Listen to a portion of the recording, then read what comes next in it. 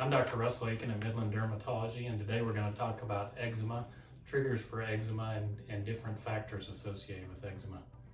The first question is, what is eczema and how is eczema caused? And eczema is an itchy skin reaction. It's an immune system problem. It's more common in the developed world than it is in underdeveloped nations. And so it is an itchy skin reaction. It's an immune system reaction either to environmental factors or just an overactive immune system. We don't know what necessarily triggers eczema in all patients, but it tends to be more common in patients that have a family history of eczema, tend to have allergies or asthma. But eczema is not an allergic reaction. It can be associated with allergies, made worse in patients that have allergies, but eczema is really an immune system skin reaction. The second question is, what's the most common type of eczema and what are the different types of eczema? And so there are several different types of eczema. The most common forms of eczema that we see are either just plain hand dermatitis, dyshydrotic eczema, which tends to be blisters or small vesicles that occur on the hands or palms or on the edges of the fingers. It tends to be one of the more itchy forms of eczema. Nummular dermatitis, which is more coin-shaped eczema patches that more typically occurs around the hip area or the lower extremities. Contact dermatitis-induced eczema, which is where an individual comes into contact with something in the environment, such as nickel, that then causes the patient to break out. And then just run-of-the-mill everyday eczema that we see. Those are the most common forms of eczema. We see eczema commonly in the form or presentation of hand dermatitis, worse in the winter months just with hand washing, alcohols, hand sanitizers, and that sort of thing. So eczema can occur just about anywhere on the body. It's more commonly seen in the antecubital fossa, the arms, or behind the knees.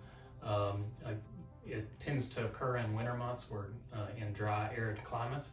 It's different from psoriasis in distribution in that psoriasis affects the scalp, loves the ears, and likes the elbows and the knees as opposed to the inner portion of the elbows or behind the knees. It can spread to just about any location, but we more commonly see it on the hands, feet, lower extremities, and can see pigmentary change called pityriasis alba with pigmentary change from eczema on the face.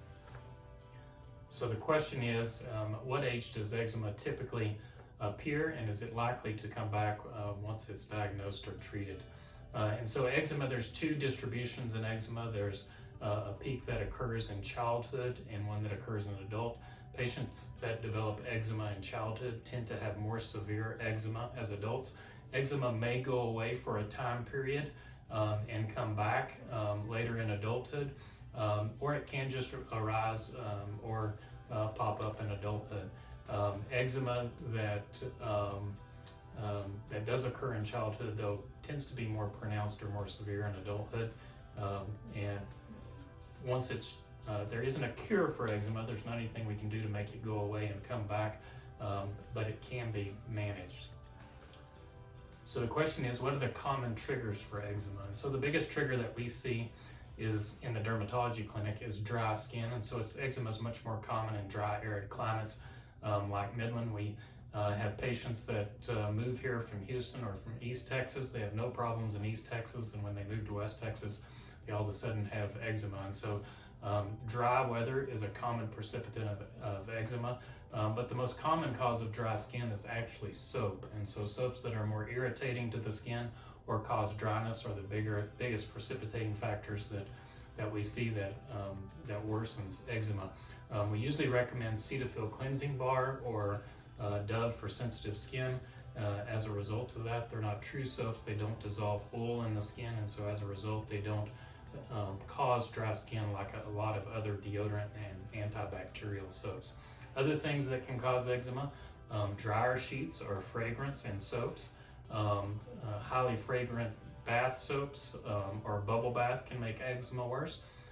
Water actually dries skin out, and so long baths or long showers can make eczema worse. And then some patients develop contact dermatitis, which can cause eczema to flare. And so common causes of contact dermatitis are fragrances, nickel or nickel-containing products. Some foods contain nickel and can flare eczema. That's a less common cause of eczema flares. And so avoiding triggers is a common form of treatment to try to control eczema. So the question is eczema contagious? And the answer is eczema is not contagious from person to person. However, it does tend to follow family lines, and so we think that there is an inherited component to eczema. The question is, how is eczema diagnosed, and when's the time to see a doctor? And so eczema is typically diagnosed by clinical exam. Sometimes a skin biopsy can be necessary and helpful, but eczema just gives a reaction pattern that is suggestive of the diagnosis.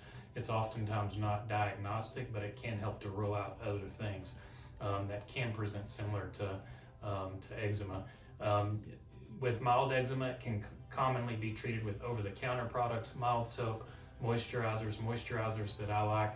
Creams are more moisturizing than lotions, and so CeraVe or Cetaphil cream, and a newer moisturizer to the market, La Roche-Lipocare, is a moisturizer that I think lasts longer than a lot of other moisturizers, but Aveeno makes good products, Neutrogena makes good moisturizing products. And so if over-the-counter measures are not working, or it's not controlling things, or the itching is not controlled with over-the-counter products, then that's when it's time to seek additional help. What are the treatment options for eczema is the question, and really the primary factor in treatment with eczema is repairing the skin barrier. And so the skin barrier is the protective covering of the skin, so to speak. It is what helps to protect us from the environment. And so how do we repair the skin barrier? We repair it with moisturizers. And so the most important factor in controlling eczema is really moisturizing. And so creams are more moisturizing than lotions, and usually moisturizing in the winter months. One time a day is not enough, and so in most instances, patients with eczema need to moisturize 2 or 3 times a day in the winter months. 1 time a day may be enough in the summer, but repairing the skin barrier is important. Patients with eczema can flare with skin infections or with flares and allergies or infections like strep throat, and so it may be important that if you develop other illnesses to also have those treated in order to improve eczema.